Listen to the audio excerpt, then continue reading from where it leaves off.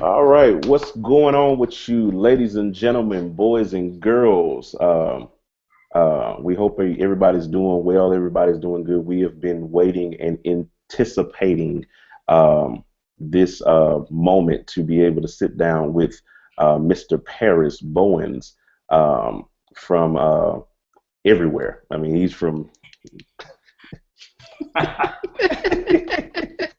What it was? No bad injuries. Right, he's from everywhere. Hold on, let me stop my. I had some playback that was playing back in my ear. Sorry about that. All right, so yeah, we're live on with Mr. Parris Bowens, and he is the doctor. He is the right reverend.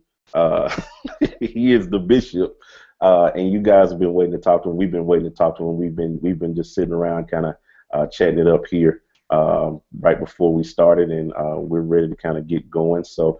For those of you who don't know who Parris is, because it may be some people that just they've been living in Africa or living in Botswana for the last 15 years and don't know who Parris is.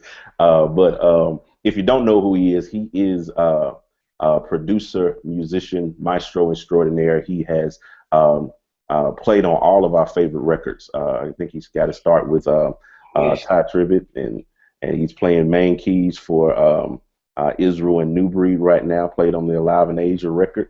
So Parris, why don't you just introduce yourself to us? I'm Parris. I'm 14 years old. My name is Parris Bowens. Born and raised Philadelphia. Like you said, I'm from everywhere. So Philadelphia, lived in Jersey, lived in Baltimore, lived in Alabama, back to Philly and Jersey area. So, 35 years old, been playing since I was about 11, professionally since I was about 18, and married, wife, 11 years, 2 boys. Wow. And since I was 18, fresh out of high school, started working with Tye. He saw me at one of those, the Friday night concerts, playing with another artist in the area, a guy named John Payton. And from there, it was one of those, dude, you kind of belong with us moments. And end up going to one of his rehearsals, start playing with him, and it's like everything. As soon as I got with him, it was weird. They were already kind of, they had just done a Prince of Egypt soundtrack, and they had one this big competition and stuff like that. So doors started opening. As soon as I got in, I kind of got in right on this roller coaster, and was immediately meeting a lot of my heroes. So I had the opportunity to work with a lot of those the early Philly records, like the 2000s, when Jill Scott, Music Soul Child, Bilal, Floetry, Vivian Green. So I was around all of that. I was the little guy that was in the room, just hanging out, and then somebody would ask you, like, hey, what do you do? I play keys. Oh, come play on this song. Okay. Do you play for anybody right now? I play with Tye Tribbett, but the record's not out, I'm flexible. So I was on the road with Floetry, Vivian, Tye, played with Glenn Lewis, just a bunch of different people at the time, and then a lot of studio sessions, because at that time, Jazzy Jeff had a studio called Touch of Jazz, and he had 6 guys that were producers under him. They were paired off, and all of those guys were my big brothers from church, mostly. And so they would let me come hang out in the studio, end up playing on a couple of records and stuff like that. So I learned a lot about production at that time. And when everything hit with the Philly thing, a lot of different artists started coming into town to kind of obtain that sound and connect with the producers and stuff. And I ended up meeting Timberland that way, worked with him for a season. And he was doing that first Justin Timberlake record, the Cry Me a River record. He had Tye in the group come sing on that, and Marsha Ambrose come sing on that. And so he needed somebody to play on a song, and he was like, I need somebody. The studio guy said, I know a little guy. He can come in. And Timberland had me come in. Everybody, listen, I was 18 years old. Everybody kept referring to me as a 12-year-old. I'm like, I'm killing it right now. I'm like, I can't get dates if y'all keep calling everybody out. Like, I'm trying to get dates. I already look young. You gotta get your parents' permission, permission slip. Right. I was retarded for everything, dude. So they were always referred to me as just a little guy, and a little, we got a little 12-year-old wonder and stuff. So I ended up working with Timberland for a while. We did Brandy, Aphrodisiac record. I did a couple songs with him on that, and then he did the last Bubba Sparks record. We did like 8, 9 songs on there with him. So I was about to do a deal with him, and it just wasn't the time. It wasn't, it wasn't the move at the time. The Lord was kind of leading me somewhere else. And ironically, after that, everything broke out with GA, with Tye and GA. So that's pretty much my start in the game. Man, that's amazing. I mean, that's just absolutely amazing. I remember yesterday we were talking and you were telling me about how the whole thing kind of developed with GA. I think you were telling me it was like what, Monday night worship sessions. Oh my God! Tell us about that, man. I thought that was amazing. It's the funny thing is there's a few clips on YouTube of some of those rehearsals. Like the funny thing is we would go to Tye's dad's church. It was El Bethel in Camden. Little church, simple church. Sometimes we didn't have air. Sometimes we didn't have heat. It was one of those, what I mean? It looked like one of those old school Baptist churches or whatever. But we would all come in on Monday nights for rehearsals, and we would start off with prayer. Everybody would come. Tye was like, listen, we all on our knees. So we would all be on our knees in prayer. And then one of us, me or Dana, would get up. Dana would jump on the organ maybe, or I would get on keys first, depending on. And we would just kind of keep playing, building the atmosphere or whatever. And then everybody would kind of break out and we would fall into a pretty heavy worship. And I mean, those nights used to become the deliverance nights. It would become nights where cats would literally testify, would confess. I mean, and then somebody's testimony over here would heal somebody over here. Wow. And then all of us we were getting our development. Tye was helping to train us. I grew up in church. My father was a pastor, but I never paid attention to the word much in church. You know what I mean? Like we went to church because we had to. But when I started seeing people my age gather and worship and break down the word in a way that I can understand, it really opened me up to the Holy Spirit. I mean, cats would get filled with the Holy Ghost in the rehearsal. I mean, it was to me, everything with that group was rooted there. And the road was the overflow. So when we get out on the road and play and do shows, it was really like we were just continuing our rehearsals. And so it wasn't like we had to fake to worship on stage. We were already doing that in rehearsals, and we would carry it out into. And so when everything broke for us, that place, that rehearsal spot was like an anchor for us. You know what I mean? To keep us humble. You came back to this place, and we still didn't have air. We didn't have the best sound. We was running our keyboards through PV amps. You know what I mean? I'll never forget, before we did Victory, I'll never forget, I was rehearsing on my motif. I had a regular 6. And Dana had this white organ he's playing on the white Hammond. That's all we had. Thad playing his bass through, I think he was probably playing through a PV maybe.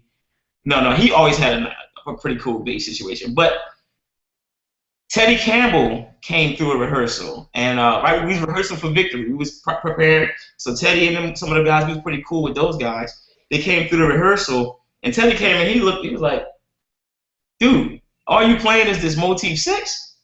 I was like, yeah, I mean, this what we go. He said, you gonna use this for the recording? I was like, yeah, that's what I got. And when I say it couldn't have been a week, he had a Yamaha Motif ES8, fresh out the box, sent straight to Tye's house for me. You know what I'm saying? Like, it was like God. We had favor going. You know what I mean? It was crazy, man. I mean, we didn't know that what we were doing was gonna hit like it did, and it was one of those things where it's all about the Monday night rehearsal. You know what I mean? Right. That's where it developed. Exactly. That's amazing, man. So one thing that I've always had questions about,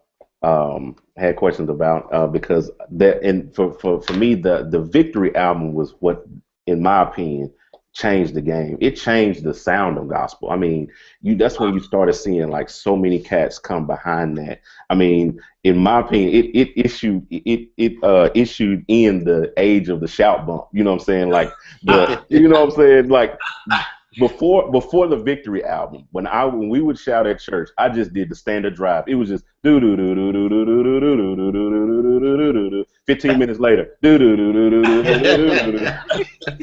No progressions. No progressions. Just I'll say this. For us, it was Hez and James Hall. Yeah. You heard that James Hall? Dun, dun, dun, dun. Uh-huh. He was like, what? Dun, dun, dun. And as it was, So those were our big brothers. Those who we looked up to get that inspiration from. But of course, the funny thing about the shouting stuff is that's Tye. Like when I say 100%, Tye's people, if you don't know, Tye's an organist. That's who inspired me when I was about 13 years old. Before there was a GA, they came to my old church playing for a group called Steve Middleton Unity and Praise. Tye and Dan was both playing. Thaddeus was he had to be 14, maybe 13 playing bass for this group. And the whole time this choir was up singing, my eye was locked on the band. Tye and Dan was just as energetic as he is, he was like that on keys. So Tye will always be the guy. Whenever he's in a church service, I don't care what's going on. It could be a somber quiet. He will make cats shout. It's just it's not a part of it's one of those things he would do for fun. Like he'll use it. He'll just sit in the service like watch this, and he'll just start coming up with some shouting joints. And so a lot of those shouting cuts that we had were stuff that we would come up in when he'd be in services playing organ.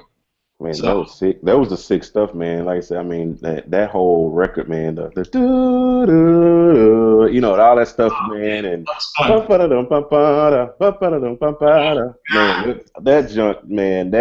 Those joints were like I told you about it. Like how I invited my boy over to the crib, and I was like, "Yo, you got to come see this DVD. These cats went off." And we were sitting there like we was in church, like standing up, like wow, in my living room, like, and it was crazy, man. But that album, I think it set a precedence, and everything that I saw in gospel, I don't know if maybe it just been me, it just opened up my eyes to a whole different world when that album came out. But one of the things that always intrigued me, and I used to tell my boy, they got to be using tracks when they're singing because the singers are doing too much jumping around, backflips, cartwheels, and how do they do all of that and still keep their notes? So that's a big question I had was like, what was the tracks? I mean, what was it like, man? Running tracks and stuff. What did y'all guys use back then? First of all, we was big on the rolling gear. We started off with the 1680, and then we was using the 2480. So what Tye would do, because he had a lot of people who was doing a lot of different movements. If you ever watched the videos, there were certain people he had with the mics. Right. Others he would have, like some of them would be the background, kind of singing the support, and then he would have some general mics around. But he would have key people with the mic singing, and then other people that gave them the freedom to go ahead and do a lot more of the movements and dancing. But then we still kept stems inside the tracks and stuff like that just to keep a little consistency or whatever. And of course, slower songs, we didn't always use the stems for that. Tye like the flow. Tye's one of those guys. It's funny. I'm privileged to work with two artists, Tye and Israel, and these guys are strongly flow oriented. Like, you may get up in front of a 5,000 people audience and like, dude, what are we playing tonight? Like, with Tye is one. Okay, with Tye, he's the kind of guy. He's like, band, go out there and play something and break the atmosphere up. We were like, when I first started, I was like, what? What does that mean? Like, and we would literally go out, and one of us, whoever got to the instrument first, would initiate what we would play. Yeah. He Spank sometimes. He'll get out there and initiate a beat, and then the rest of us will follow, Thad or me.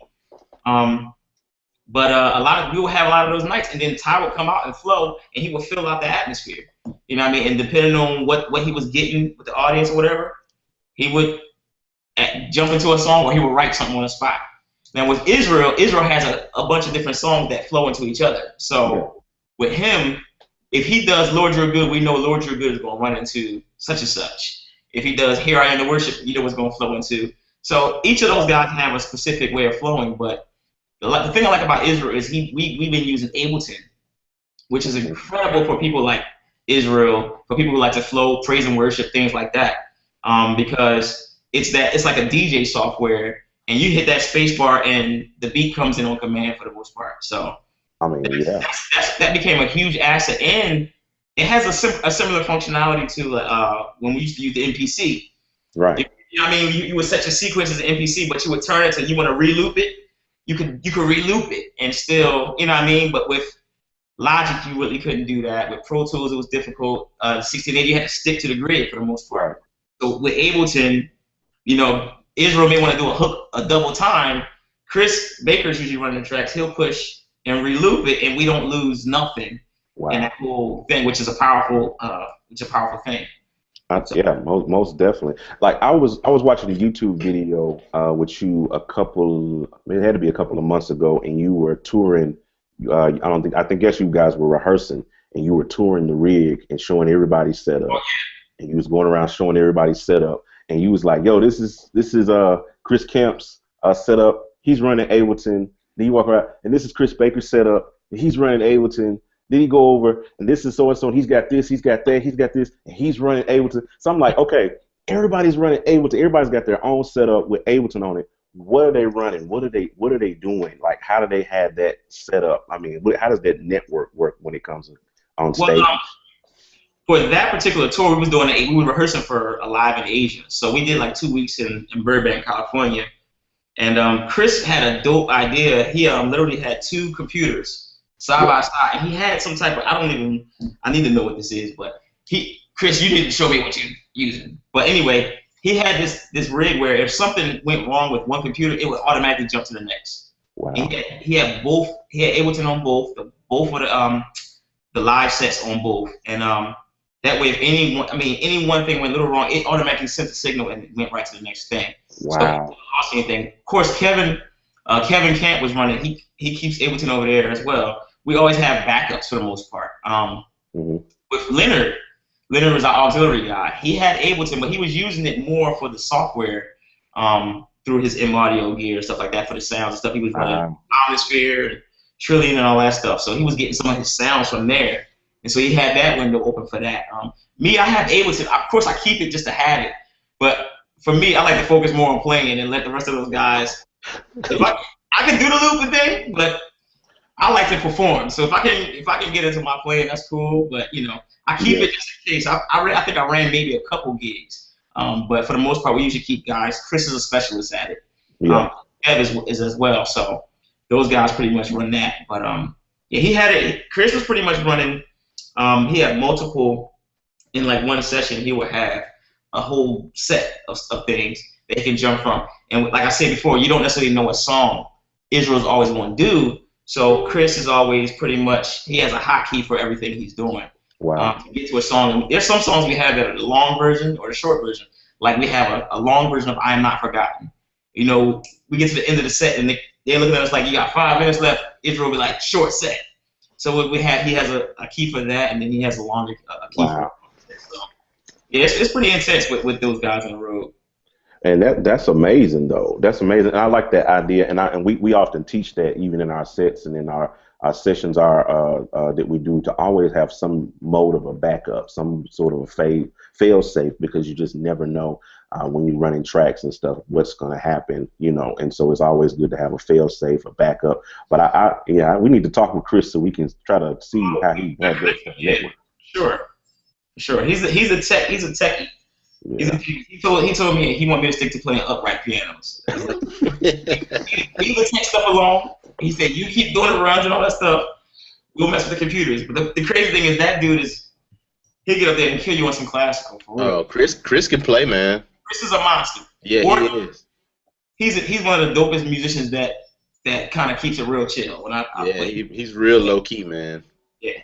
Mm-hmm. Man, that is dope. So, and the other question, kind of in conjunction with that, would be, what are they running in terms of stems? Because you guys got like a 45-piece band. You know what I'm saying? It's like, what's in the tracks? You mean, or what do you do? Well, like for instance, with this Asia trip, there was very little that we put in the stems because you had 3 key players: guitar, violinist, drummer, bass. Of course, Justin. The funny thing with Justin on bass, he has his bass, couple basses, and he still had 2 keyboards. So he had a Moog, and he kept that Korg MS 2000. Yeah. He always kept those 2, the Voyager and those two things running. So because we had such a big band, we didn't have to run a lot in tracks. But what we did was we pre-recorded horns. Okay. We used Lakewood guys. We pre-recorded those guys. We pre-recorded percussion stuff and minor key stuff, like backing vocals we did. But so it's like, what happens is when we're doing shows now, say Jesus at the Center, we already recorded that record. So we'll use a lot of stems from that night from Jesus at the Center, and it'll be more extensive after you do a recording because we don't normally take out that big of a band when we go out. So normally you have a 4-piece band. Israel's mainly on guitar. We don't have a guitar player. It's 2 board players, bass and drums. So we'll add the horns, the extra guitars after we do a recording. But the recordings usually have the full Monty, you know what I mean? So when we did the Asia trip, it wasn't all that integrated because everybody was playing. So of course now that we go out with the 4-piece, then it's a little bit more full with the tracks to cover like the extra board player and stuff like that. So nice. So y'all just take, like you say, you taking a 4-piece out on the road. Mm-hmm. That's dope, man. That's dope. I saw a couple of questions that came in as we were talking. I guess we'll go ahead and try to answer a couple of these. One of these guys, I guess he was asked, name is Kinger LaVenture. I hope I said your name right. He said, would you run stems for praise and worship? I guess it's your personal, whoever church you play for, or do that. Would you do that? Absolutely. And it's crazy. Me, you was talking last night. That software, I downloaded it. The Prime app, yeah. Yeah, it's incredible. So I can't wait to use it. Yeah, but I've always run stems at my churches and stuff like that. The current church that I'm at, we haven't, because the church that I'm at now is extremely flow oriented, and I've been trying to transition them into using stems to kind of cover that. So with the software, we're able to and things like that. And the Prime app that you put me to, I think I can now kind of start integrating it. But I think what it is, I have to educate the guys that's with me as well on how to use it when I'm out, because I spend a lot of time on the road. So a lot of times I got a guy at church that I'm entrusted in, and if they don't know how to run the software, they're just not going to run it. So that's something that I'm about to integrate, but I have in past, I've always run Logic, I've always run the 1680s and things like that in church, always. You know what I mean? Usually stick to the grid, and then whatever your reprisal is after that, you go off the grid on that. But absolutely. That's how we pretty much do it at our church. We're if we repeat anything, it's always going to be like once you get to the vamp, once you get to that intense part, we're going to sing that part about for like 25 minutes. But everything before that is pretty much standard. Now the second church I'm at, we're more more flow conscious. That's how we kind of flow. We may start with the intro, then we skip the verse and go straight to the chorus, then jump straight to the vamp, and then we may come back if we feel it and get a verse, But at the first church, we're more just straight down the line until we get to the vamp, and then we just kind of keep that looping, so to speak. But yeah, I think that's somebody asked, what's the Prime app? The Prime app, I just want to answer that question. Prime app is our free iPad app. It's our free playback app that we have created for running stem tracks. It allows you, it's actually comparable to some of the features that are in Ableton Live. It allows you to jump sections. You can jump from the intro, the chorus, the verse. You can change the key. You can mix your stems. You can mute. You can solo. You can create a set list. It's an amazing app, and it's free inside of the App Store. If you have an iPhone or an iPad or an iPod Touch, you can download this app to your device. Just search Loop Community Prime in the App Store, and it will pull up and you download it. So, and the beautiful part about this is when you buy a track from Gospel Multitracks or just off Loop Community, period, it automatically shows up inside of the app. And so all you have to do is buy the track, open up the app, add the song to the set list, and press play. That's been our whole mantra: is download. It's browse, download, press play. I was telling Parris yesterday, I say it all, I tell people all the time, there are times when I'm on my way to church and I've downloaded stems from the site on the way coming to church because the drummer says, hey, bro, I'm going to be 5 minutes late. We'll be 10 minutes late. Okay.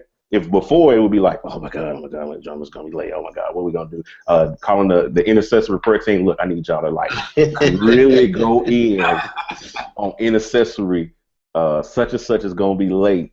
I need y'all to take us to the third, fourth dimension until he gets here. Then he'll run in and then we hit it. But now it's like, oh, okay, you're not gonna be there. Okay, no problem. I just download the tracks and go straight in, plug it up, and until he gets there. First song, we got drums, no problem. So I think that's what makes it invaluable. But it's the Prime app by Loop Community. Go in App Store and download it. Check out our tracks, gospelmultitracks.com. That's our shameless plug for the night. Let's go ahead. I was about to ask you a question about it. I guess I can ask you later. No, you can go ahead and ask me. We go ahead. I was thinking. So for the Prime app, does it only work with when you download from Gospel Multitracks, or can you put something in there, like you put your own stuff? Absolutely, and I apologize that I negated to mention that. You can upload your own stems to the app from our website. We have an upload section. When you go on Gospel Multitracks, loopcommunity.com, there's a little button up at the top that says upload. Either where you can upload your stems for us to get them and be able to distribute them on our site, but there's also another section of the upload section that says Prime. You click on that, it gives you all of the criteria of how you need to prepare your tracks and how you need to upload them. It's pretty standard stuff. Put it in a zip file, the naming conventions, bass, guitar, name your click, name your cues, and upload it. And then once you upload it, within 2 to 3 minutes, the system and the servers process it, and you can open it up in the app. The only thing that you cannot do at present time with the stems in the Prime app, your user uploaded stems, is do the sections, like jumping sections, like you can in Ableton. We're working on that. That's coming up pretty soon. We're working on that. That's probably going to be one of our next updates. It's going to allow users to be able to add their own sections and everything to the thing. But you can upload your own stems to that. It's loopcommunity.com/upload. All right. That's dope. Yes, sir. Yep. Go ahead. Yeah, but let's see. Okay, let me try. Man, we got 5,000 questions here. Let me see if we can. These guys are excited to be on here with us. Somebody says Parris is an example. I really want to be like him. Man, you inspire. You are, man. Pray for me, Bishop. We all want to be like Parris, man. Yes, sir. The guy says he's been bumping Victory for the last few weeks. I'm just going up the thing to make sure that we didn't miss anything since we started.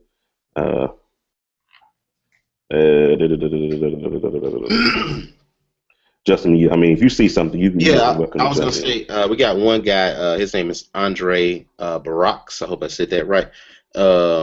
He said, "What's the quick description to what stems are exactly?" Okay, the quick description of what stems are. They're audio tracks. They're pre-recorded audio tracks of like guitar, bass to a popular song, or not, just any song, not even a popular song, just any song. You pre-record instead of like getting a bass player, hiring a bass player at your church. You could pre-record in software or whatever the case may be. Like even if you had a 1680 or a hardware controller like that, you could pre-record the audio files and then play them back live, and you play along with them to enhance your band, fill your band up, and get a full sound when you're playing. So, I'm mainly a 2 to 3 piece band, like on a Sunday morning, but I can use stems and make myself sound like we got a 10 piece, and that's pretty much the short description of it. Cool. Okay, let's see what else we got here. Bumping Victory the last few weeks. Somebody said, yeah, you guys started the bumps. Now, Israel Martin, he asked, I guess it was probably when we were talking about the Victory album. He said, where was the concept and ideas recorded? Oh my God. We did that at a friend of ours, I believe it was in Willingboro, New Jersey. A friend of ours, Donnell, and them, they had a studio called OGM. And at that time, it was like, I think all of our drummers was on the road. Like literally, and that was before Spanky actually.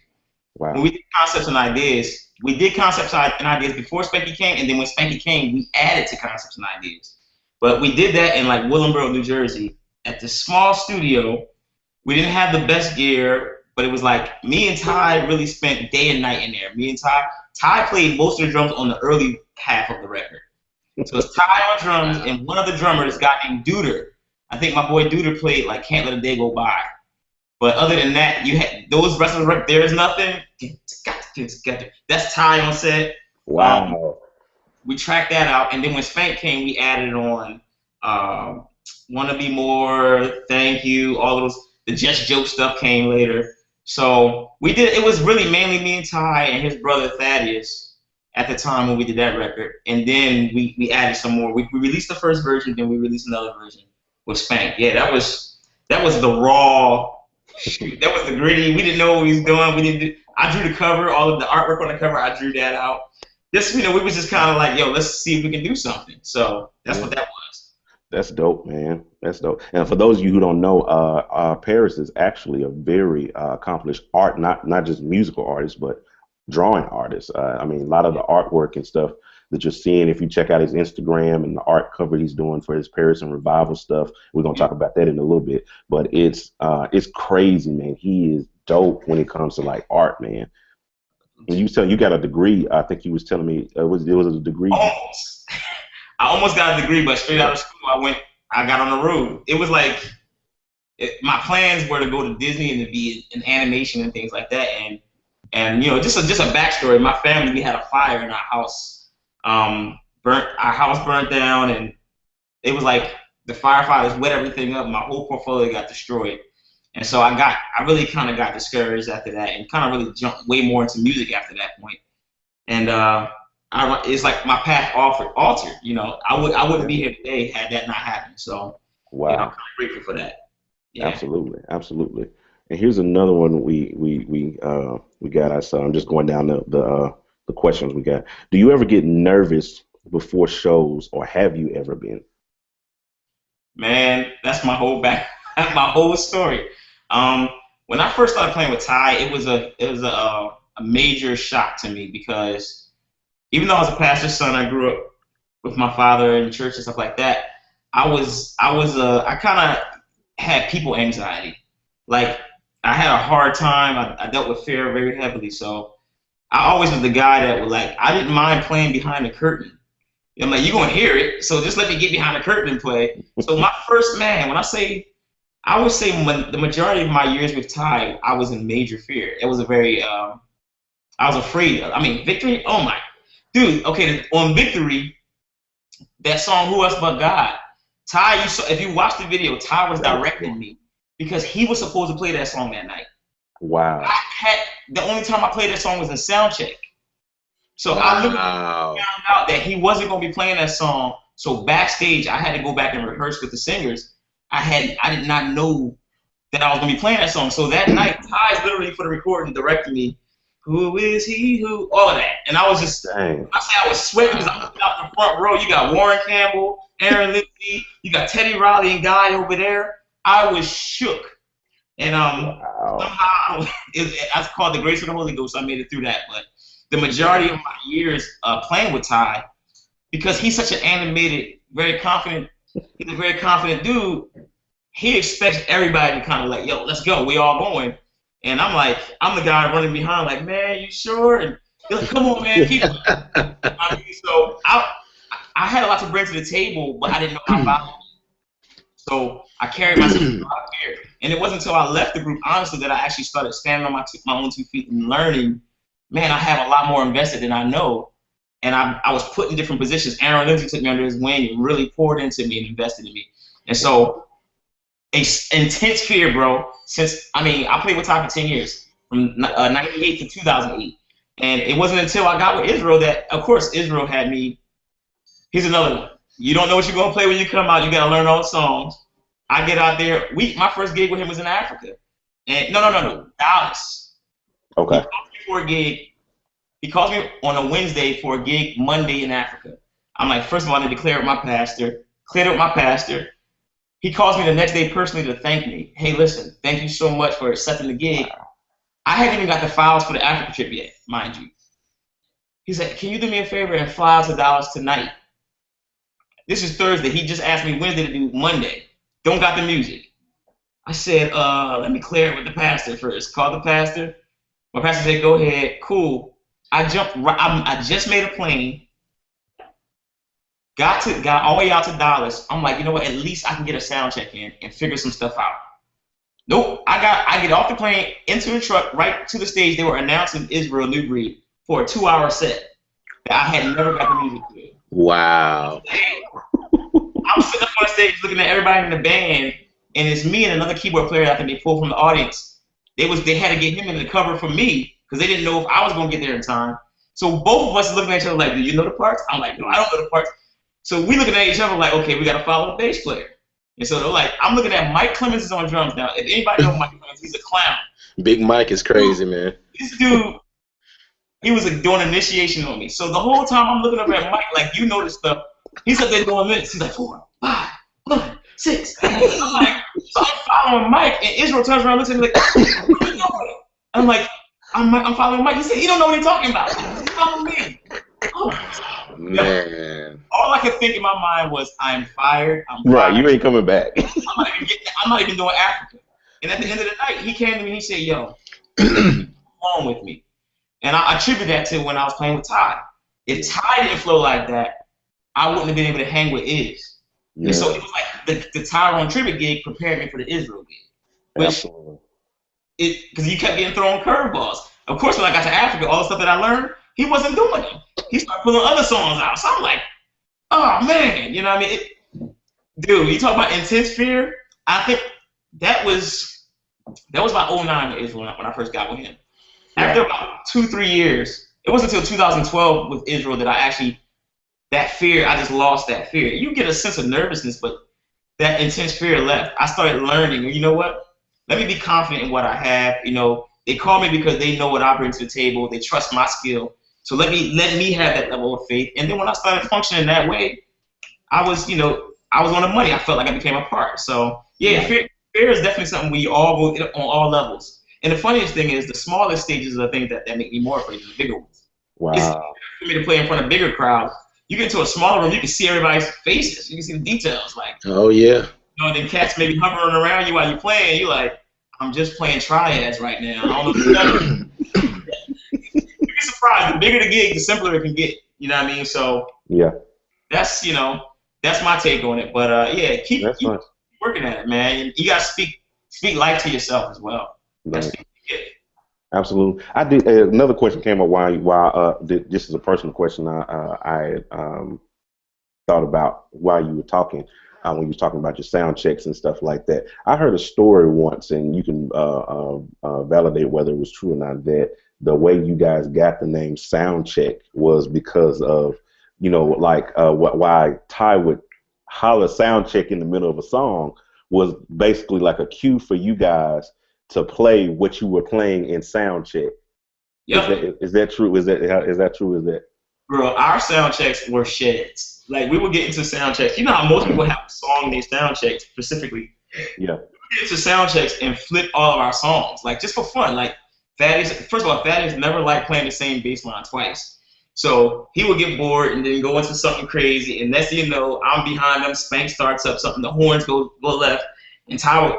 And the one thing I appreciate about Tye, he always came to sound checks. He always tried to be there, because Tye was the unofficial music director. I don't care who had the title, he was still the music director.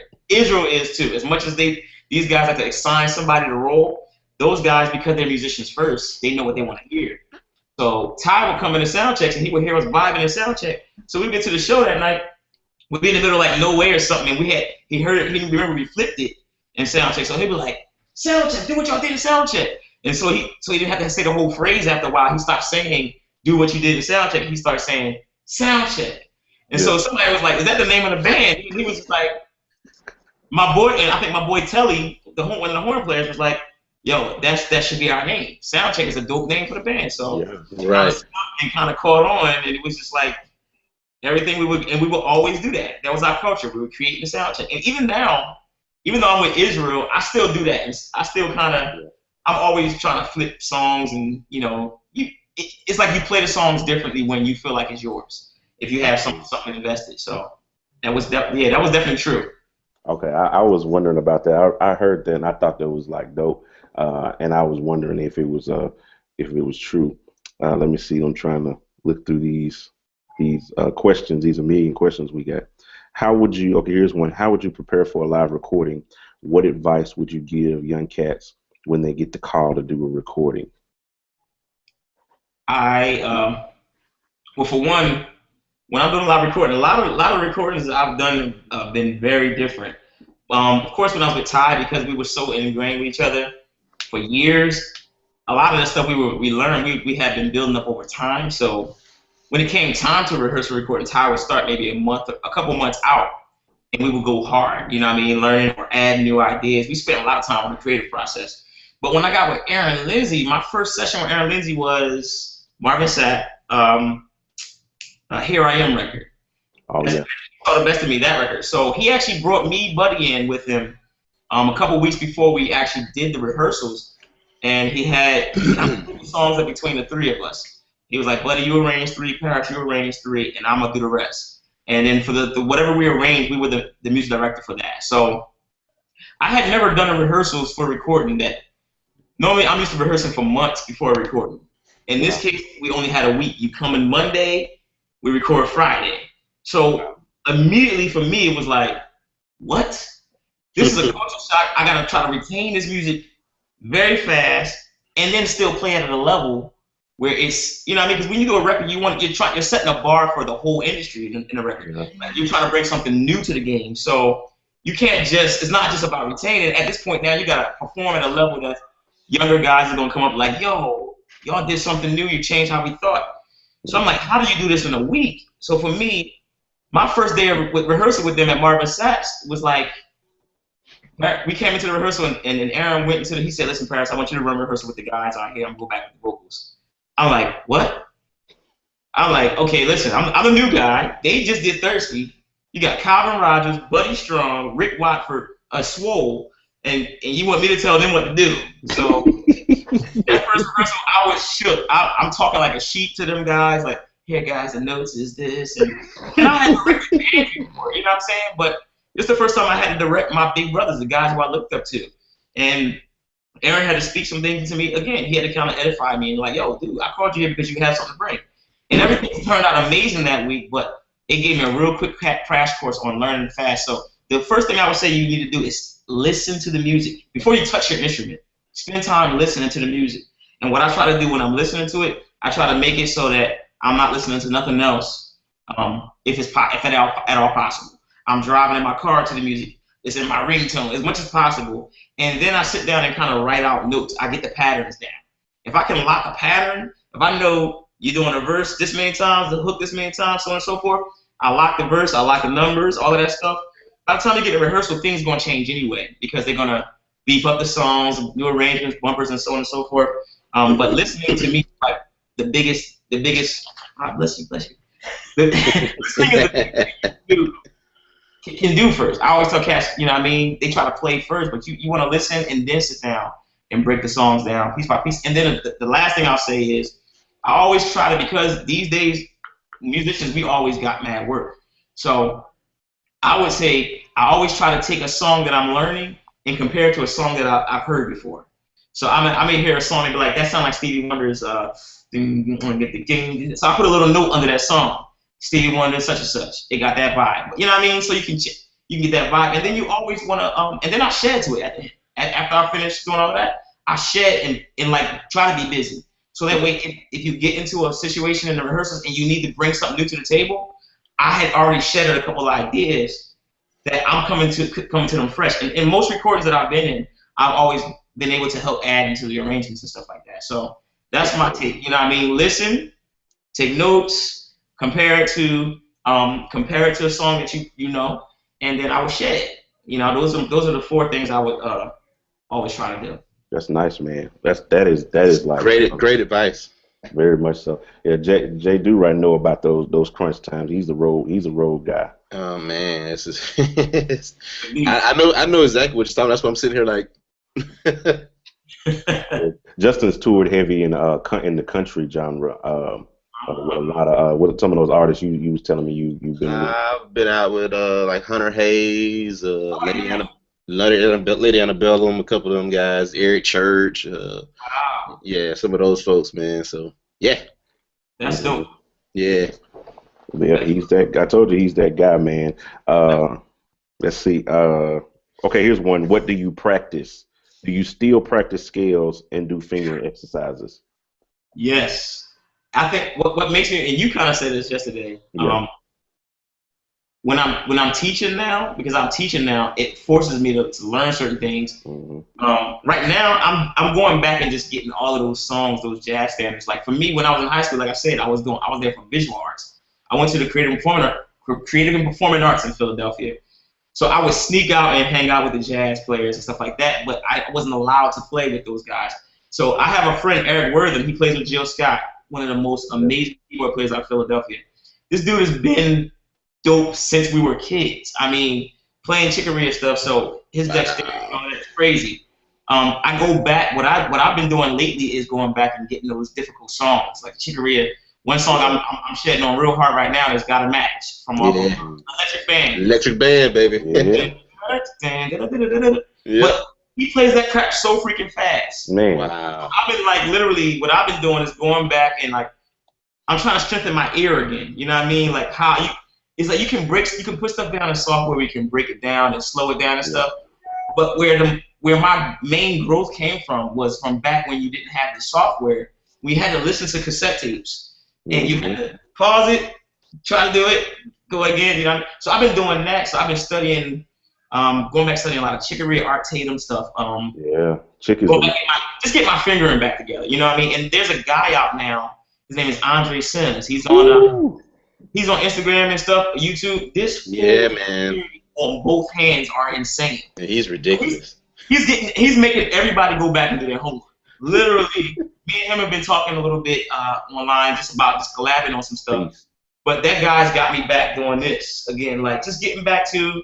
I mean, because honestly, these days gigs don't even require that level of skill. Right. Unless you're playing Snarky Puppy gig or you're in a band that's getting involved musically, most people's gigs require triads and little sounds and rhythms and this syncopation things, and it's like really programming is a new musician thing now. Absolutely. You know what I mean? So there's not a lot of players out anymore, but I know that now that I'm teaching, I have to go back and clean up on things. So I'm going back to those guys. One of my favorites, Joe Zawinul from Weather Report. He's like my absolute favorite. Russ Ferrante from Yellow Jackets. From the Yellow Jackets, yeah. You want to get some worship in? That's a dude to study. Everything he does is great talking music. Anything he plays is great talking music behind a pastor or preacher or something, in a good worship service. So, Chicory, Russ Ferrante, Yellow Jackets, Art Tatum, all of those guys. I am still doing all of that, practicing stuff as much as possible. Nice. Yeah, you just answered another question that I was about to put. He was dealing with practicing, but you answered that. Let's see. How do you get the art of okay, I'm looking at some of these Ableton questions now. We got a lot of Ableton questions that kind of came in. How do you get the art of timing in Ableton down pat when switching scenes to go to the next part of the song? Well, Ableton has a lot of quantization features. It's a big thing inside of Ableton called quantization, where there's a little, it's up there right where, as I'm not in front of Ableton in my screen, but trying to visualize it in my head, but there's a little, it's right up by the tempo and the BPM and all of that. You can change your quantization even down to where it will jump as soon as you hit the pad or hit a number key, or you can change it to where it'll jump within 2 measures, 1 measure, 1 bar, 2 bars, however you look at it. You can even do up to 8 bars.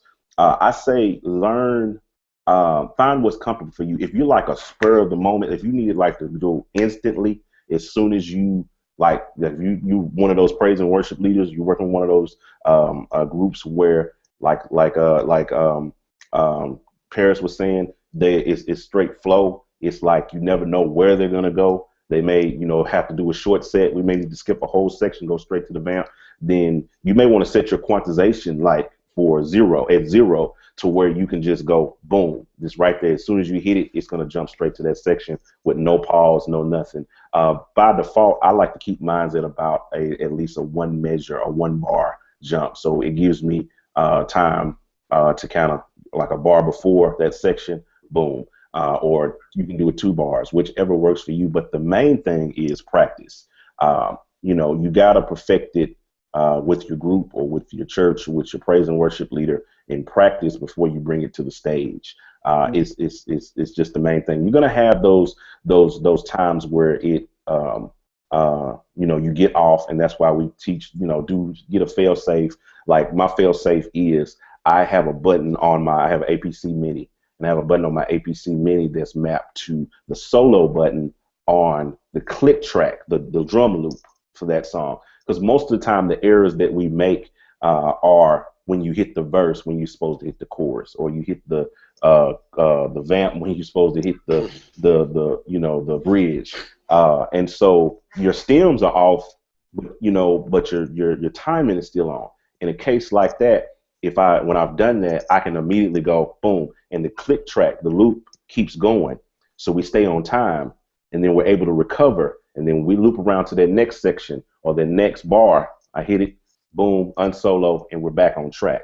So that is one, and I've heard, that's just my method. There's many different methods. There's some people that do a fail-safe scene inside of session mode, where you have, this is pretty much the same concept, but you just have a scene, scene by itself with the loop. Yeah, that's what I do. I have a loop by itself where I just, if I need to jump to it, if say the director gets off, or she automatically goes to a section, and I'm not ready. I just I hit my loop. Naked by itself, it's just nothing but the loop. Yep. So the drummer stays on time, and we just never, we never lose anything. Then when I get back to the next section, or even sometimes if I can jump in between and jump in on the section she's in. Sometimes I can do that, but just jump to the next section. I have it already ready. Yep, that's the benefit of that. There's another Ableton question I saw that said, "What's the downside of using stems?" I don't know. I only see the benefits. I mean, the downside, I guess, would be if you're unprepared. If you're in situations like that where you're unprepared, but there's many different pros and cons, and there's many different ways you can look at it. Some people are afraid of it. Some people just are afraid of technology by default, but there is, and I preach this all the time, there is no reason really in this age that we're getting into and developing into for you not to really invest in time in learning technology, because we're quickly, as Parris pointed out, like when he was talking about there's not too many real musicians out there anymore. Everybody's programming. Programming is the new musician.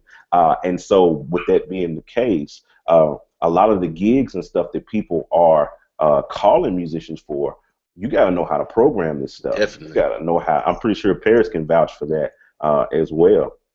I'll be honest. There's some gigs I missed out on because I didn't know certain software. Wow.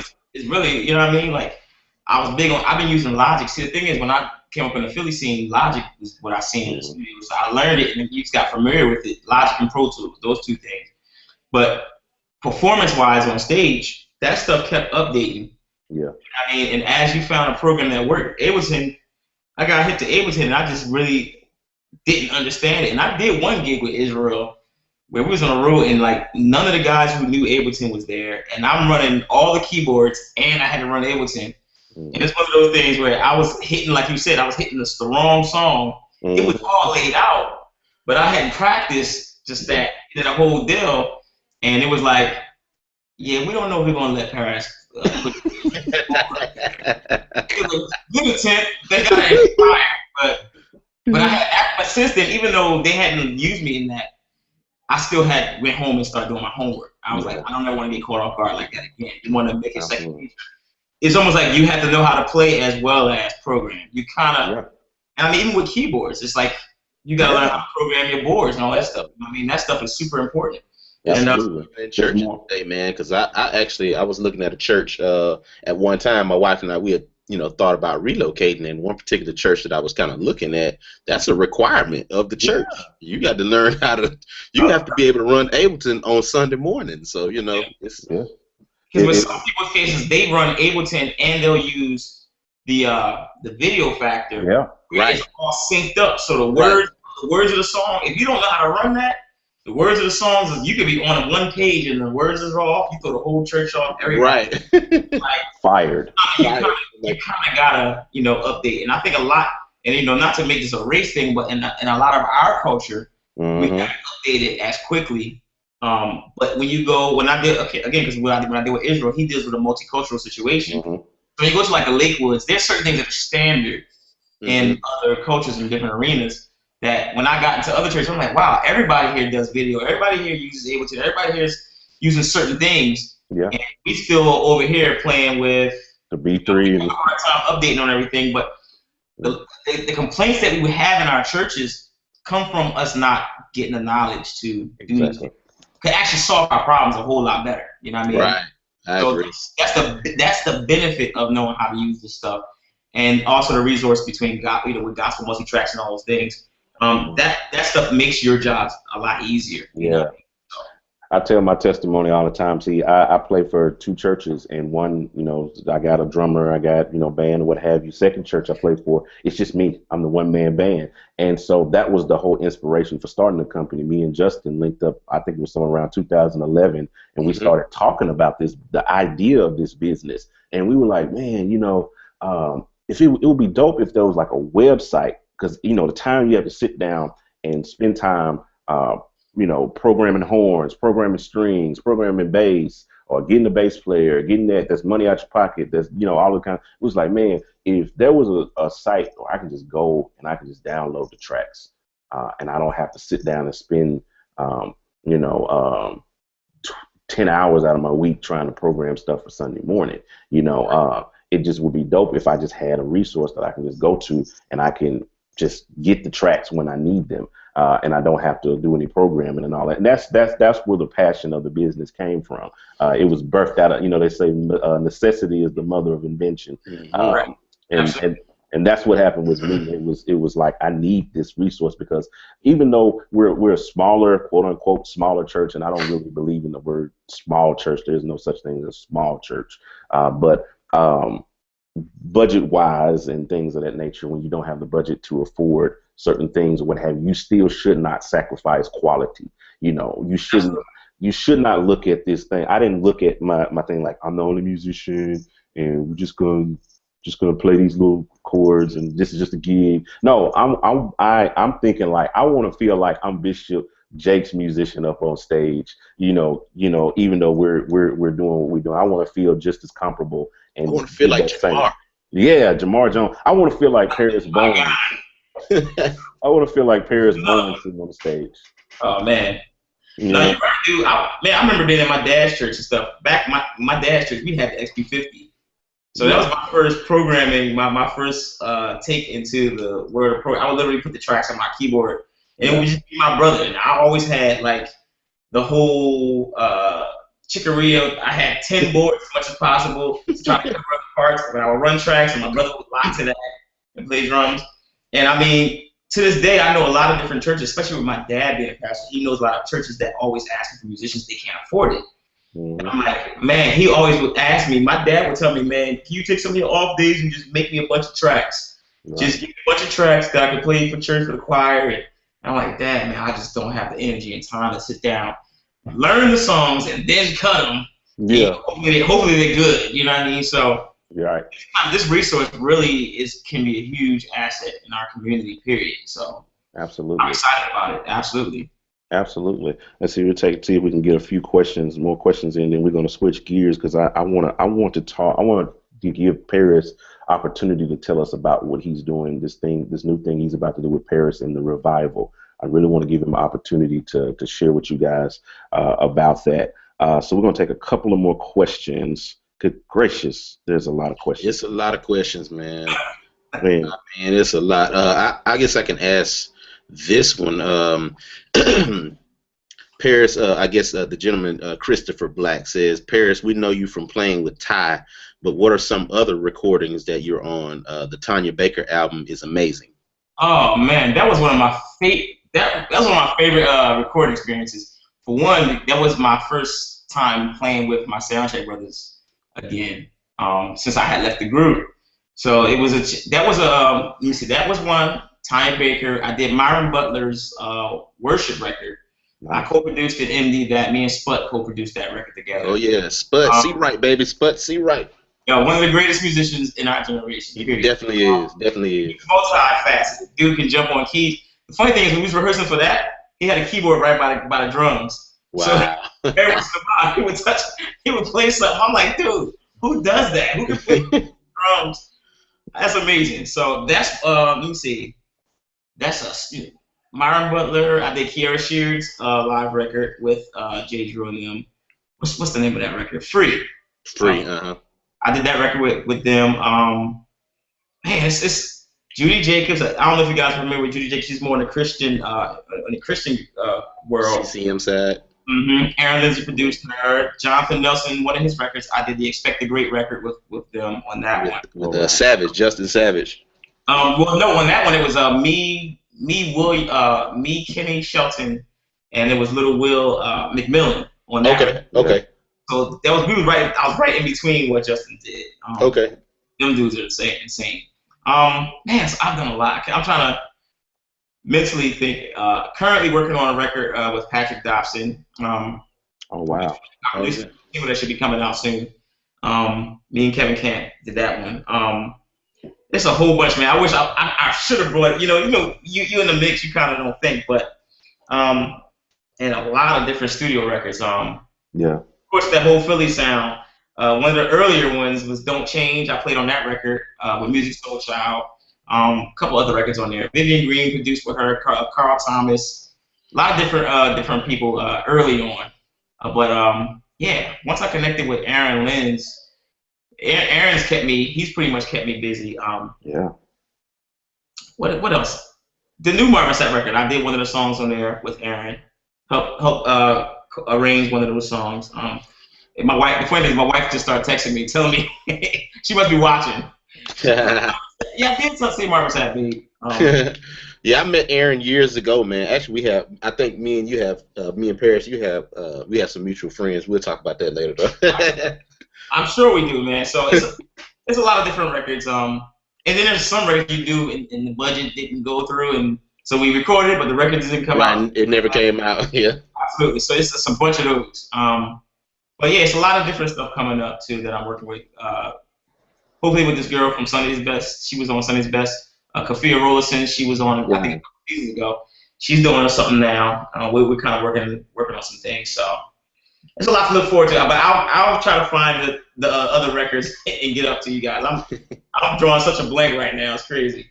Nice, but that's a lot right there. I mean, that's a whole bunch right there, man.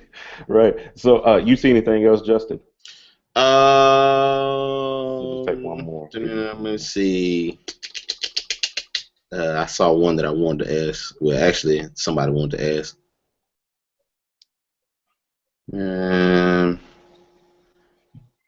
I think that's it, man. Okay. It was early, but yeah, we can switch gears. Yeah, we'll switch. Go ahead, switch that, and we may get back to some questions before we leave. But I want Parris to tell us about the Parris and the Revival. He was just hitting me with so much about this record and this basically a movement that he's going to be starting here, and I really think this is a great opportunity for him to a great platform for him and a time for him to share about that. So you can just tell us about that, Parris. Absolutely. Well, currently, I have been for a long time. I've been working on stepping out on my own, and I mean, of course, fear and different things like that keep you.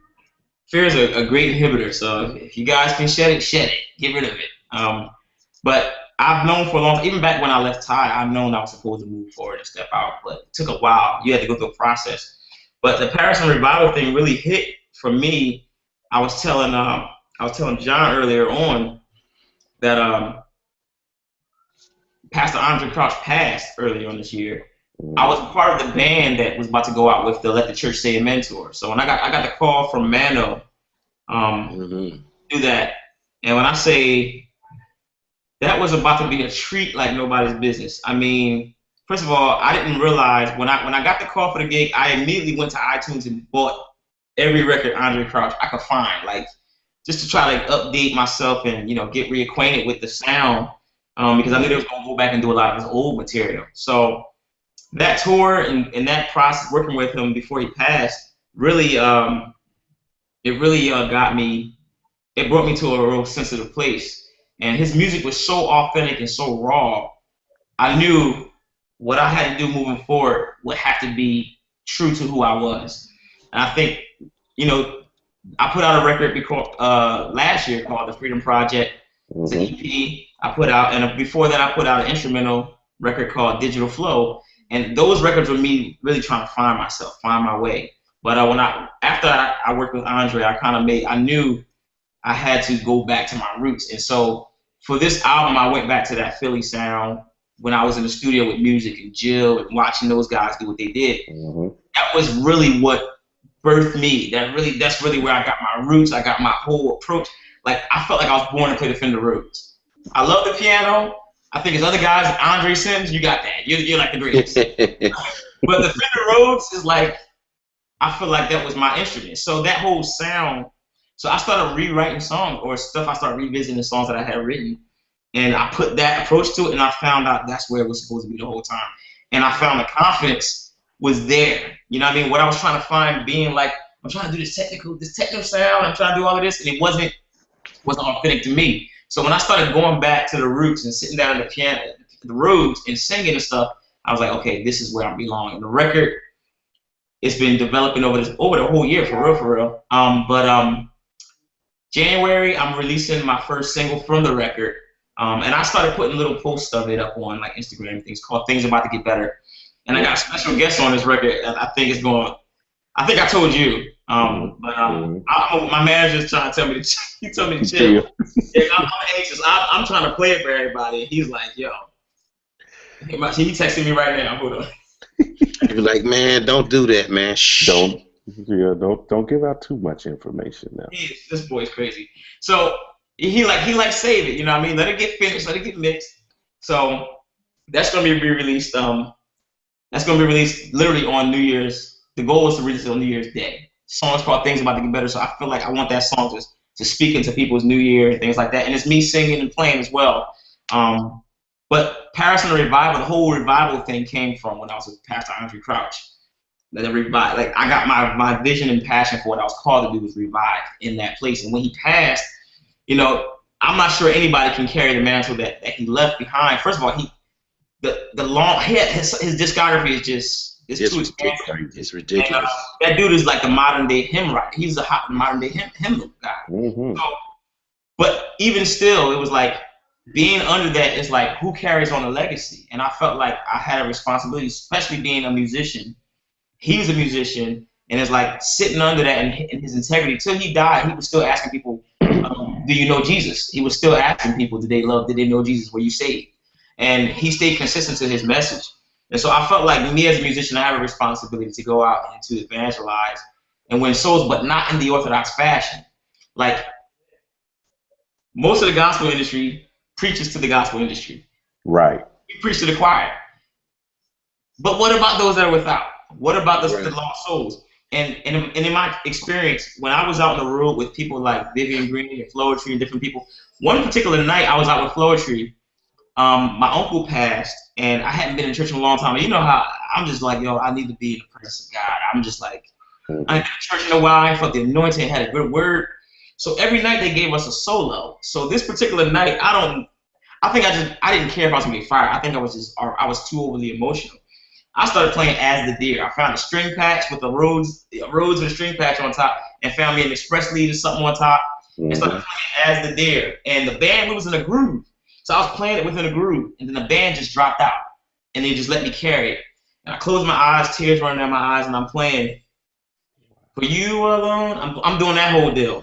By the time I finished playing, number one, Floetry, they don't have a background in church, so they didn't know what I was playing. They thought it was just a beautiful song. And so they was like, man, that was emotional. That was great. I opened my eyes. There's people in the audience with their hands raised, and we're in that environment, and cats raised and. People I'm like, and I learned something. I was like, wow, light shines the brightest when it's in darkness. Mm-hmm. And I had a guy come to me at the end of the show, and he came to me and said, yo, man, I ain't felt the anointing in a long time because I'm going back to church. And I was like, wow. I said, why haven't we tried this before? Yeah. Why haven't we attempted to take what we have and take it and there were no words attached to what I was playing. That's the crazy part. It wasn't like they heard me singing Jesus, but the Spirit still came through the music. And so when I realized that, I said, my greatest experiences have always happened outside of the four walls. We need the four walls to get. We need the fellowship. We need to gas up. We need to get inspiration, but we need to go out. And so I felt like this time when I do my music, I'm not trying to play it in churches. I'm not trying to get booked for every conference. That's not what I'm going for. What I'm going for is the places that we don't go.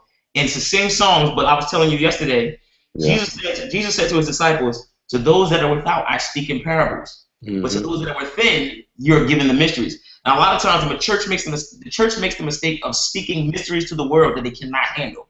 Wow.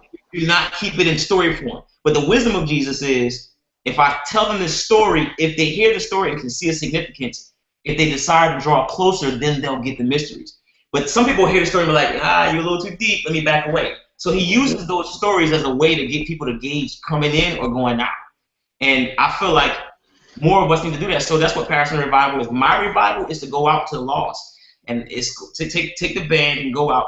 And they may not know what I'm singing about. But the spirit, they'll get the spirit. And then they can make a decision for themselves. They draw, yo, what you talking about, man? What's that song about? You really want to know?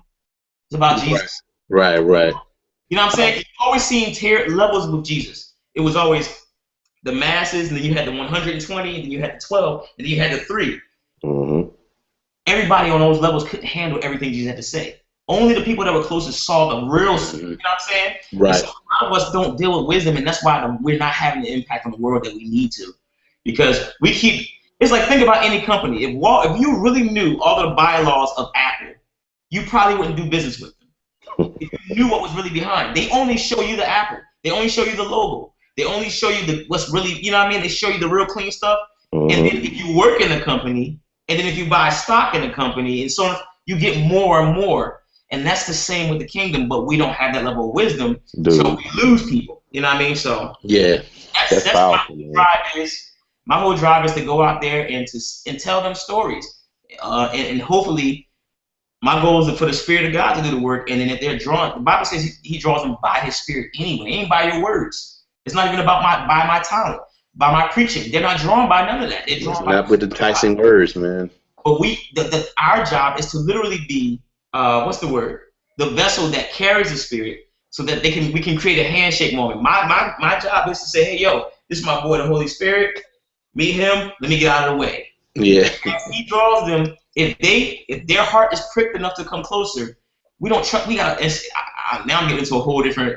You preaching, Doc? That's the word, man. That's the word. Go there, but that's my passion. So for those of y'all not gonna probably find me in church. You'll see me in church on Sunday getting the word from my pastor and the word. But as it relates to my music, it's not for the church. And I'm sure that the church will come to the concerts and stuff. Yeah. But if they understood what the real mission is, I need to go make disciples. And that's really what my passion and heart has been. I've always had a love for evangelism. That's something my father did raise me doing. When we were kids, we were on the streets ministering. And in the holiday seasons, we was out at homeless shelters and stuff singing. And I was mad as a kid because I'm like, I don't want to get clowned at school. But as I got older, I appreciated it. When I got to the industry, I was like, we don't do none of this. I was like, gospel artists don't go to the shelters. We don't go to the prisons. Yeah. Oh, we get a check. We don't go do it. Gotcha. Yeah. You know what I mean? So the whole thing, I mean, my saying this, even with Parris Revival, it's not a brand. It's not a band. It's a brand. So it's not necessarily, you may not always see the same faces with me when I play. I feel like part of my mission as well is to help raise other musicians up as well. So it's some guys, they need an opportunity to, and you pour into them and use them and give them an opportunity to grow. That's how I learned. Tye took a chance on me. I wasn't the first choice keyboard player in this area when Tye saw me. In fact, there was a lot of other guys who were much more experienced who thought I didn't deserve it. And Tye saw something, and what he poured into me turned into this today. So if somebody didn't believe in me, I wouldn't be where I am. Lindsey took a chance on me as well. Israel took a chance on me. So James Porter is one of my main mentors. That dude poured into me since I was 15. You know what I mean? Wow. So I got a website coming soon, ParrisandRevival.com. That'll be coming soon. So we're working. By 2016, everything will be moving forward. We're launching forward. I'm excited about y'all hear this new single. I collaborated with another guy online who's been getting a lot of buzz and attention. And I think this collaboration is going to be real sweet. And look for us at a city near you with shows, and I'm excited about it. Yeah, man. That's awesome, man. That's powerful. And we were talking a little bit yesterday about even because you were saying how even with the mentorship and the teaching and the different aspects that you want to add to it, and make it into the brand and building into that you were going to be once we do get that album, that single out, and those things, everything's in your manager gets off the back about everything. He was texting me the whole time. Yeah, that we're gonna look to distribute the stems to those songs. You'll be able to get the stems to Parris and Revival. And when he puts his album and his single and everything out, he's going to distribute the stems with Gospel Multitracks. So we're looking forward to that and being able to even provide you guys with that resource. You'll be able to take every part of what he's doing and dissect it piece by piece. It's going to be amazing. And I got a song I just put on SoundCloud maybe a couple hours ago. I did a remake of a song I wrote with Tye, Mighty Long Way. Look where he's brought me from. Look where. So I did a remix version of it. It's on my SoundCloud. It's on, let me see what the address is. It's the words. Parris. It's Parris and the Revival. So if you go on SoundCloud and you look up Parris and the Revival, you should be able to find a song, Look Where He's Brought Me From. That site is going to definitely have a bunch of exclusive stuff. I got some stuff me and Spanky been working on, which I'm excited for you up here. Some just two brothers getting together and, having some fun on some instrumental stuff. So I'm going to be releasing a bunch of different resources along the way. And one of my, of course, I returned back to my love in doing Parris Revival. My animation stuff is about to catch minds. Because, I'm an 80s kid. I grew up in the 80s where it was about Saturday mornings and cereal. That was like my favorite day. You and me both, bro. And cereal. Let me tell you something. You would sit and watch your cartoons, and then wrestling would come on. Yes, sir. Yeah. Or you would watch Hunter or Knight Rider. Knight Rider. Listen. They don't know about Knight Rider, man. Thundercats, Transformers, G.I. Joe. Man. Airwolf, all that stuff, man. Oh, my God.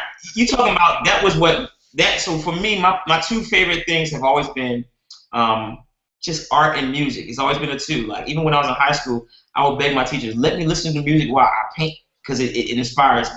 So when you see Parris and Revival, there's some things coming up. One of my hearts, even with evangelizing, I want to empower the musician community to think bigger. Most musicians are multi-talented. We have the ability to do a whole lot more. And a lot of times, we'd rather get on a gig and have somebody put us on than us actually create our own stages. And with the boom, now you have people like Robert Glasper, you have Snarky Puppy, you have Corey Henry and the Funk Apostles, PJ Morton. Mm-hmm. A lot of us guys step into the forefront. It's needed. When I told Robert Glasper what I was doing, he went off. Bro, we need you out here. Let's go. And he said, we need more of us because we got to create our own industry.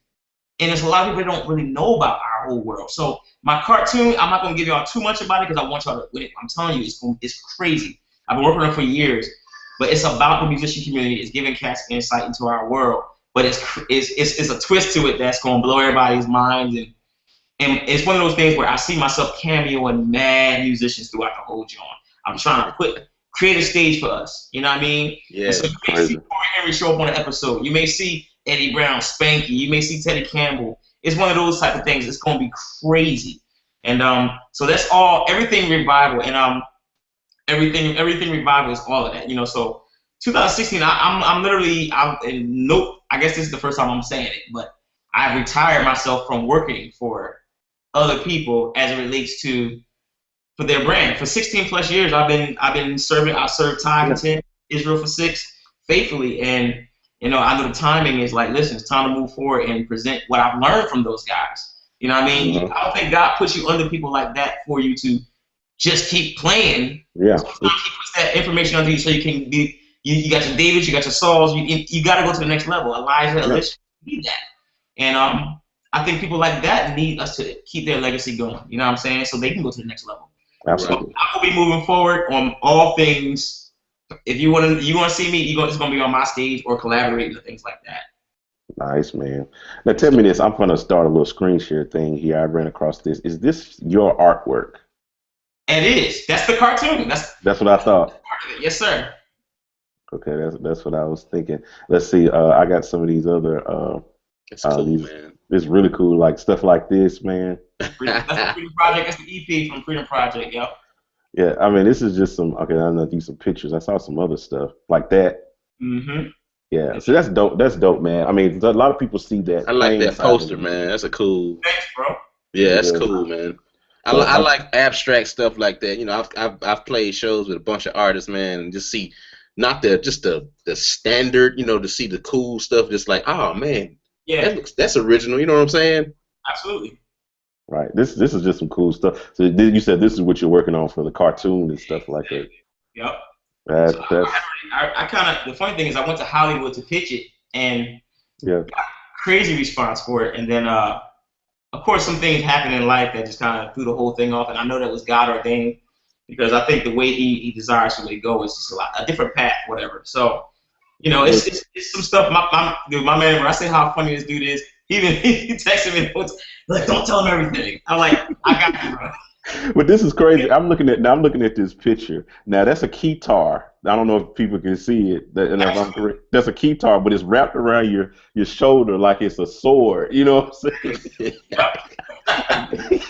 And then you got the ninjas in the background. You know, this is cool, man. And then you got the shed. The shed, yeah.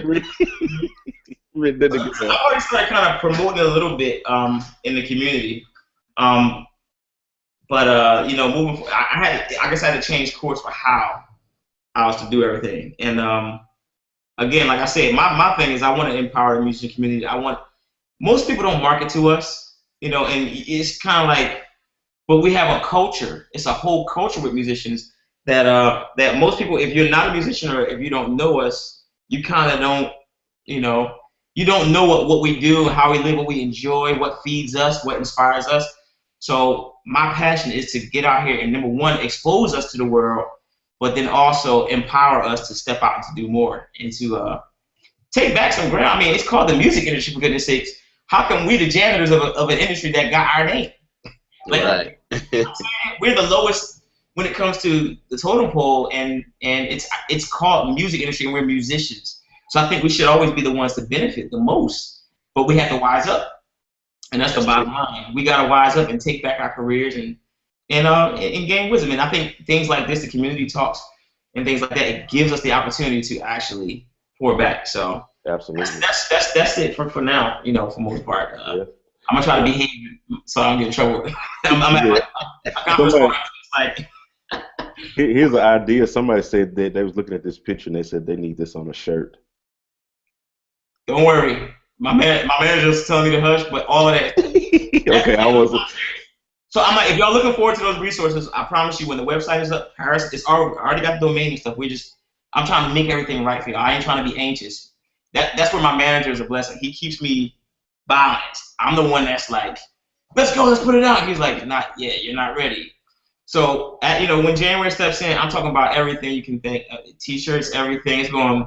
I'm very excited because for me, all this stuff I've been holding on to for mad years, and it's like I had to get the courage to step out and say, you know, it's time for me to do what I'm called to do.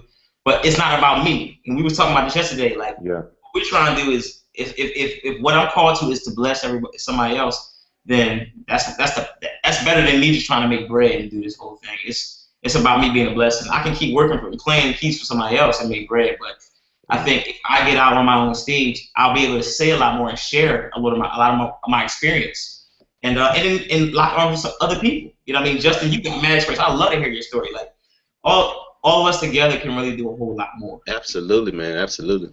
Yep, absolutely. Okay, that's good. Somebody asked if you could spell out the SoundCloud. Spell that SoundCloud name, I guess, for your SoundCloud page. It's let me pull it up now so I can look at it, because it's super weird.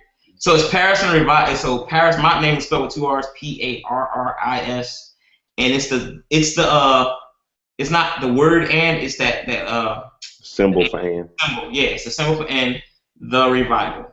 So if you go to SoundCloud, I think it's like SoundCloud.com/Parris and the Revival. You know what I mean? It should show up that way. Yeah. Hey, John. Yeah. You got one more question, and I've kind of seen it about like twice now. It's about the looptimus. Okay. Can we talk about that for 1 second?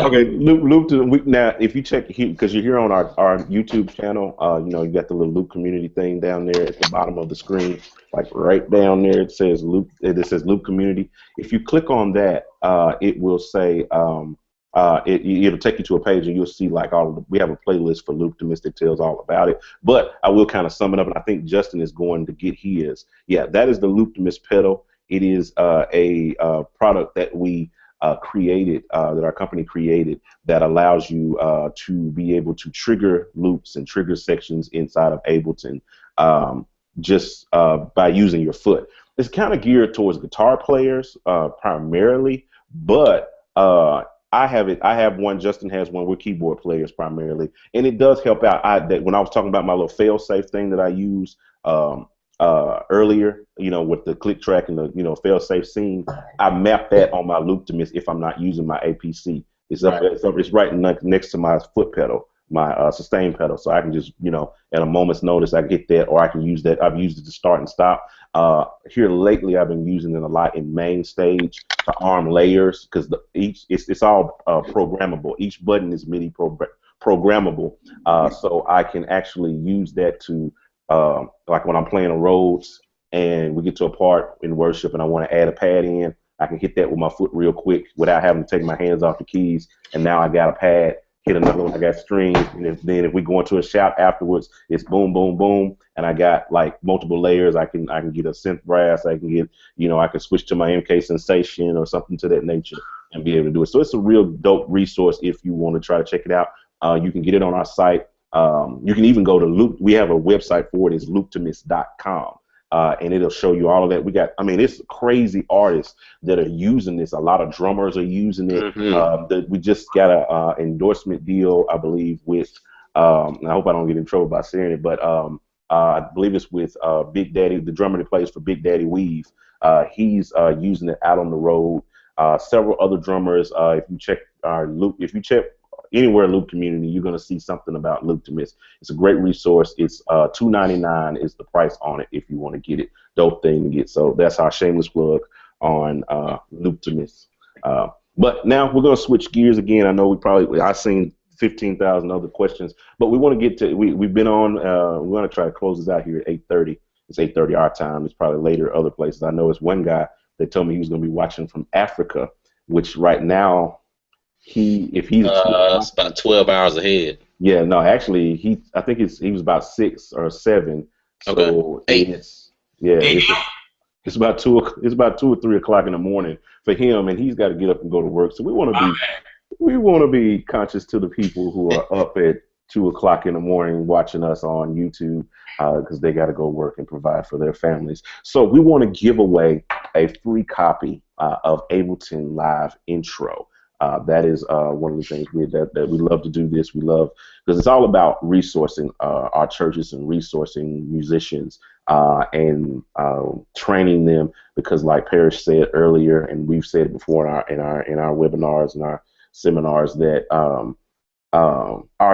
in our culture, just in the gospel culture, we won't attach a race to it, but we'll just say it's the gospel culture. We're way behind in terms of technology, at least a decade behind, and it's time for us to kind of move into some of this new stuff that is available. So we're going to try to help resource as many people as we can with this technology. So we're going to give away a free copy of Ableton, and I'm going to pass this task on to Mr. Parris. I'm going to let him give us just a random, I think in the last webinar I think I told you I did my wife, the day me and my wife met, it was something like that. So you just give us a random question for them to answer, and whoever gets closest to it, it could be something about you on tour. It could be something about you and Tye Tribbett. It could be something. If somebody can answer it, they'll get it. Let us know. Let me see. This is kind of fun, huh? Yep. Got the Jeopardy bell going, whatever.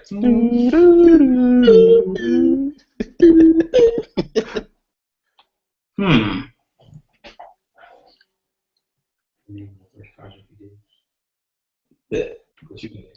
I said it already. I can't say it. My boy's trying to get suggestions. Okay. How do you properly? I don't know if they can do this. They type it in. Is that what it is? Yeah, they type it in. Yeah. We're watching it live here on the chat screen. Yeah, this guy said he's watching from Port Harcourt, Nigeria. Wow. Yeah, and then you got one guy watching from the UK. It's like 2:27 in the morning in the UK right now. Dang. What's Tye Tribbett's first name? I know that answer. Tye Tribbett's first name. We're gonna see with the first person who gets it. Somebody's getting Google all the time. I know somebody's on Google right now. Yeah, we got one guy. Yeah.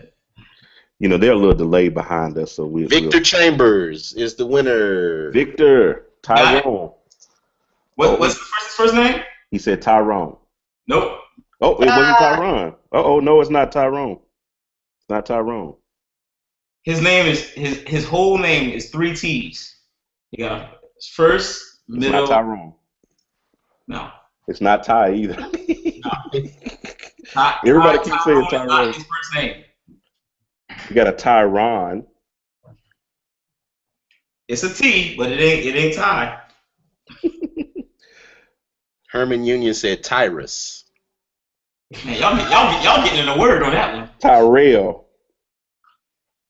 Let's just say. All right, can I give him clues? Let's give him a couple more. Let's see. Okay, see, I'm anxious. See, I'm being. Tyrone, Tye Tribbett, Tyrone, Tanner. Tanner. How you gonna tie twice? It can be 2 ties. That is his brother. Yeah, Terry. Tyrone Thomas Tribbett. Who said that? Wesley Batista. He is backwards, but he got it though. Okay, so we're gonna give it to Wesley, I guess. Wesley Batista. Okay, because he just Thomas Tyrone. He got it. Okay, so it's Thomas. Yeah, so we're gonna give it to Wesley because Wesley got it. He got it on a technicality. But he got it though. Yeah, we'll give it to you, Wesley, because he said, yeah. Everybody, Nesty, we still got people saying Tyrone. They look, this brother named Tyrone. Ty, wait a minute, Ty. Ty twice. Yeah, so it was Thomas. Okay, so Mr. Wesley Batista, if I'm saying your name right. What you need to do, sir, is send me an email. I want you to send me an email. It is John Mike. No, just do this one. John@loopcommunity.com. Real simple. John@loopcommunity.com. That's what you're going to do. Let me say it one more time. John@loopcommunity.com. Send me an email and let me know that you're Wesley, and I'll send you the serial number to Ableton Live Lite. I mean, not Live Lite, Live Intro. I'm sorry. Thank you, Justin. Live Intro. You think about me, man. I'm thinking about you earlier. You be posting out Light. I'm like, we're not giving away Light. You get Light with an interface. My bad, man. It's intro. But yeah, getting a free copy. You want a free copy of Ableton Live Intro. Contact me again, John@loopcommunity.com, and I will send that information that you need to redeem that. And that's it. Yeah, somebody just got in. What up, Parris? I'm in here. Yo, who is it? Joseph Mobley. My man, what's up, bro? He's one of the photographers that do some of my work for me. Graphic artist is amazing. Nice. Okay. I hung out with him. Musician as well. Nice. Thanks. Okay, somebody. Okay. Well, all right. So yeah, Mr. Wesley, hit me up. We have enjoyed this extremely. This has been absolutely amazing. This will be available as a restream. You can go back and watch this. It's going to be available on our YouTube account here on Loop Community's YouTube. But it'll probably be tomorrow, so we'll upload it to our Gospel Multitracks YouTube account. We have a personal one for Gospel Multitracks. We'll upload this too as well. But you will be able to go back and watch it immediately if you need to. If you missed that on the front end or what have you, you can go back and watch it immediately on the on the Loop Community channel. But we appreciate you guys. So hit us up on everything social: Instagram, Facebook. We got a Facebook group we started about 2 months ago. It is absolutely exploded. We've got getting close to 7,000 people in that group. Then that Facebook group, it just grew like overnight, just absolutely crazy. And it's full of musicians and churches and pastors and all kind of tech people. We answer questions about Ableton, about Logic, about everything. We even talk about keyboards and. I saw a question this morning about, which was the better motif, the ES, the XF, or the XS. We talk about all kind of stuff like that in there. We do our Show Your Setup Sunday on Instagram, and we do it in the group where musicians from everywhere are taking pictures of their gear that they're using on Sunday and sharing it. We're loving that. So find us there. YouTube, wonderful resource where we're sharing stuff like this and how to use Ableton. Plenty of resources for you guys. Check out the website, gospelmultitracks.com. We've got over 100, well over 100 now. Premium stem tracks. These are full track stems with drums, bass, guitar, keys, everything. We got the free app that we make, Prime Playback app. Look that up. Just check us out, man. Just look us up. Follow Parris. You want to follow Parris on Parris? You can give out all of your social stuff so they can connect with you. It's my name mainly. Twitter and Instagram is at Parris Bowens, PARRIS BOWENS. Facebook, same thing, facebook.com/Parris Bowens. Yes, and then of course we'll be definitely updating you guys and keeping up with you guys on the website and all that stuff. Being once January hits, it's like let's hit the ground running. And I want to make sure we keep up with you guys and communicate back and forth. So like you said, you probably go in here. I don't mind commenting and communicating. My email address, definitely my manager told me to do this. That you can reach me at ParrisRevival @gmail.com. So it's PARRIS revival @gmail.com. If you have any questions, you got, I know it was more questions that we didn't get to answer. So if you guys have some questions, and that way we can keep up with each other. If stuff is going on, I can kind of email you guys whatever's going down. Coming to a city near you, things like that. I want to make sure I stay in contact with y'all, but. Yeah, this is not going to be the last time us and me and Gospel Multitracks get together. We've been talking about some other stuff that we want to do, and I definitely want to keep in contact. Yes, sir. Much love to you guys. Yes, sir. Much love, bro. Absolutely. Here, give me a second. So just hit us up, and we appreciate you guys. Holla at your boy.